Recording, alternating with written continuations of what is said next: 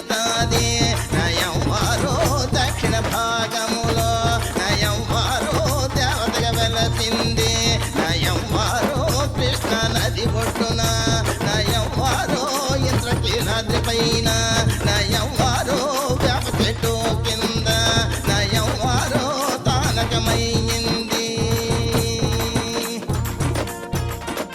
దక్షిణ భారతదేశములో బెజవాడలో వెలిసిన కనకదుర్గమ్మ వెలిసింది. శక్తి స్వరూపుని, ముక్తిదాయని, అమ్మా అంటే పలికేటి తల్లి దక్షిణ భారతదేశములో దేవతకు వెలిసింది. వినండి. వేప చెట్టు కింద నయంవారో